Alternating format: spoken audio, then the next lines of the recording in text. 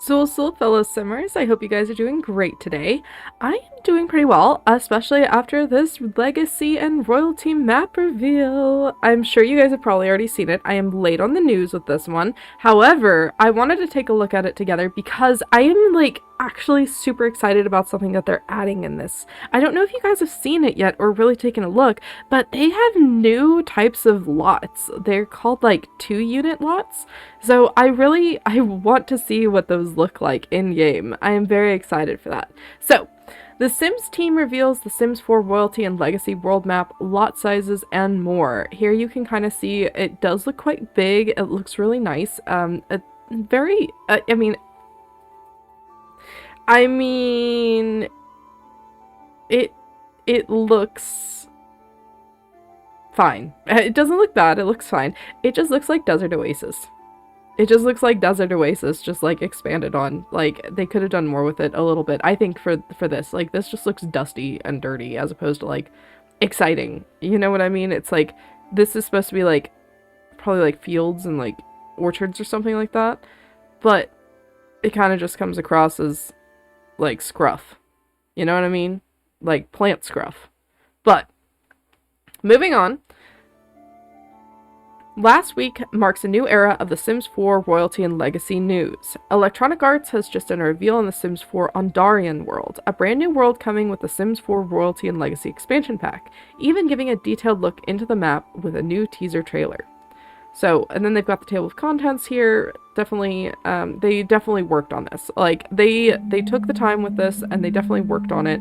So, let's take a look at it. The Sims 4 Ondarion world map. The Sims team has revealed the Sims 4 Ondarion world map, revealing 3 neighborhoods/kingdoms and 16 new lots. The second neighborhood, Bellacorde, and third African-themed neighborhood called Dambele both feature a 2-unit lot. This is what I'm excited for, adding up to 18 living lots total count. See the world map, lot sizes, and placement below. So, let me actually go ahead and just zoom a bit into this. And I might need to just pull that over just a smidge. Okay, there we go. So, let's look at it, shall we? I wish I could get that to go away. That's annoying. There we go. Okay. So, Ondarion. This is the world map. You can see, like, this has to be, like, the little, like, this, like, you have to see who's ruling or something, I bet, with this. And then there's one of the 2-unit lots. But, again, there's, like, no split. Or, like, maybe this is it? But there's a 64 by 64, which is enormous, huge, the best ever. And then, where's the other one? There it is. The other 2-unit lot is here. I wonder if it's gonna work like apartments, because this, like, this looks pre-built, doesn't it? Like, this, like, it looks pre-built, not just, like, you can create on it. So, I'm wondering how it's gonna work, and I am excited. I don't think, like, it doesn't look like we're getting, it looks like we're getting mostly residential. We're getting a bar, a lounge, and maybe, I don't know what these new ones, what these symbols are. Maybe I'm going a little crazy here, but I'm not sure what those are. But we'll see what they are. I'm fairly excited for it. So, yes, also there appears to be a new user interface icon on the top of the world menu. Presumably, see, they have the same, presumably letting you see more about who's ruling which kingdom. So, yeah, like, I would think that this is, like, literally it's the royalty, like, who is the royal here, which I don't know if it'll be on all of them, or if it'll be just on this world map, or if it'll kind of, like, cross over, like, if you have, like, your eco footprint, because then it crosses over into neighborhoods, but we shall see. Also, presumably letting you see more about who's ruling which kingdom. More is expected in the gameplay trailer set for this week. It's going to happen on the 22nd in 2 days, which is going to be really, really exciting. I want to see how, like, because the prestige system is still confusing to me. Like, there's one that has, like, a lot of the arts and stuff, and then there's another one that seems to be just charisma, but it's diplomacy, and then there's another prestige system that works with the swordsmanship activity skill now. I want to understand how prestige works. So, here are the different kingdoms. Verdemar. And Verdemar is this one. It's literally verdant. So, Verdemar. Fierce and untamed like its people, Verdemar is a place of bold contrast. Rowdy pirates and educated nobles have both called it home throughout history. I am hoping that, like, maybe we get, like, some Princess Cordelia. Like, you know, we get some lore from that. Because I'm pretty sure that, like, I think it was in, Brightchester. No, not Brightchester. Wow. Ooh, Brindleton Bay. Yeah, in Brindleton Bay, you can find some Princess Cordelia like memorabilia or like lore, and it mentions that she had something to do with pirates. So we shall see. What seemed like an odd clash from the outside is in truth a peaceful marriage of cultures. Indeed, it is almost impossible to find a noble family without pirate ancestors here. To this day, this is a place for the adventurous and the outcasts, where the strong and the savvy earn the most respect. So I wonder if each of the three kingdoms is going to have like a different prestige, like a different way to prestige in them. I highly doubt that, because that would be a lot of work, and the prestige system is already a lot, so we shall see. Bellacorde, and then Bellacorde is of course this one, and Bellacorde, so let me think, so if I recall from the preview, this is okay, Verdemar is the palace that has the sun, the son who was meant to rule, but that, you know, became an outcast. I'm pretty sure that's Verdemar. And then Bellacorde, I think, is the scandal princess or scandal queen, who's got the lesbian affair, which is fantastic. And then of course we have Dambele, which is where we have the Dambele family set to rule. I'm sorry, I can't remember it exactly. But the girl raised to rule, so that's her little storyline here, which I really like. That, like, it feels like we have this entire expanse for that. Like, I know that we should have more worlds and more lots and more things dedicated to like African culture, and Africa of course is not just a country, it's a continent, so there's many cultures and there's many countries on there. But I read a report like yesterday that said that this is going to be the first like African representation that we have. We have a lot of American, obviously, like 15 of the different worlds and stuff are American representation, and then we have like 7 or 8 that are European, and then we have like 4 or 5 that are Asian, and, you know, that's kind of spread out. So I'm really happy that we're finally getting this, and I'm glad that it's the biggest area dedicated to it. I just hope that we can actually traverse a lot of this, and that it isn't just there to look nice. Anyway, let's keep going on. So, Bellacorde, class, opulence, and elegance. In Bellacorde, everything is romantic, beautiful, and crazy expensive.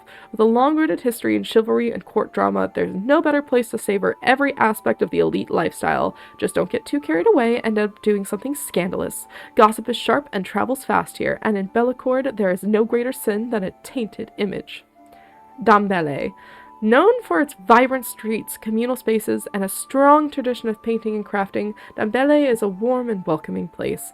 Don't be misled by its no-frills exterior. This is an extremely wealthy neighborhood. They just don't like to flaunt it here.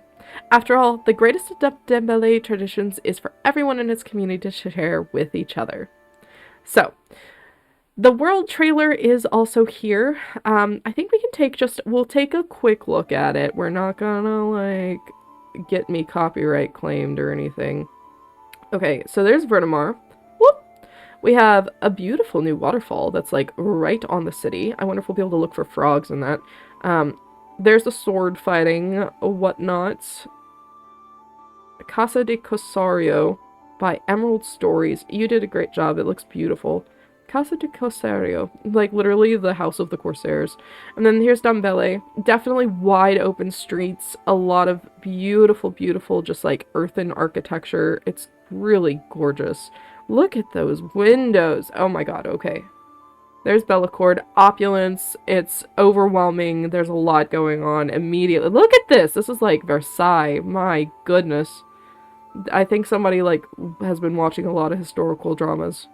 So, there it is. There's the world. And then there's some more little sneak peeks. There's nothing really too interesting from all of these. Except I do like this. I really, really like that we have clearly different house styles for all of them. Even the streets and the way the streets are set up are different. Some Grecian inspiration here. And then I really like Verdemar. I think that it has gorgeous architecture, but these columns, oh my god, I'm a sucker for columns, and these twisted ones, oh my goodness. Now, I don't know how I feel about whatever, like, this giant fountain thing is, and then that. Is this part of just the walkway then? This must be just part of the world, I think. I think that must be it. So here's the pier with a little lighthouse and then more ships that I'm sure we can't do anything at. We can have a bonfire and probably swim a bit, but not much else. It's very gorgeous. Very, very gorgeous. I think they did a great job with what they were trying to do. And then we have a nice little blog about the community-made lots. And these are really exciting. I'm not going to go super into detail, but I think I want to just highlight who we had. We had Plumbob Kingdom, Eva Rutke, Emerald Stories, and Studio Gabri, and they did fantastic jobs. They were each invited to design original lots that helped define the kingdom's dynasties, neighborhoods, and stories, and they were given freedom to interpret Ondarion in their own creative lens. And I really think that you can see that. I think you can genuinely see that there is individual style in each of these, and that they wanted to bring something to life for us to be able to utilize. So if you want to read more about the blog and the questions and the Q&A that was asked about it, it really is very, very fun. I think that these guys have a great personality, and they chose amazing creators to be able to do this.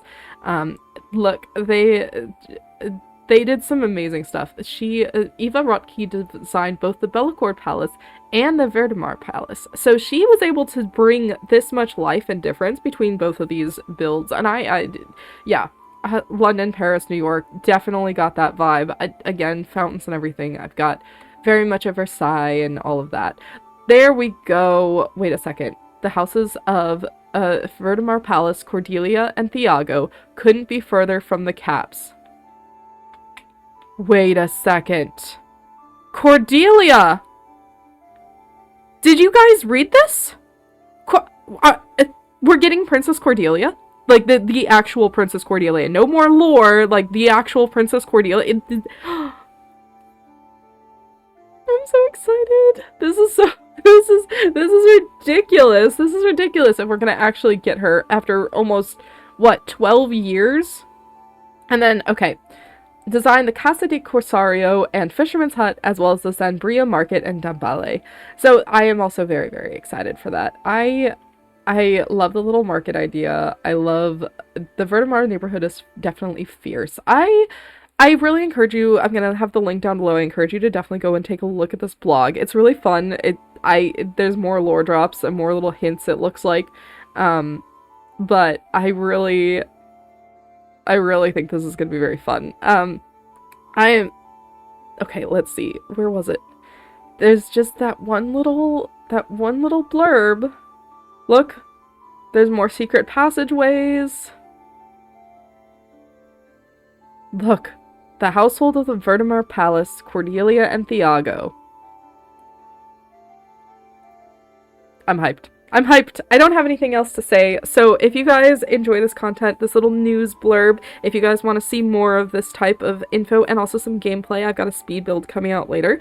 If you're excited for any of that, let me know by hitting like and subscribe down below.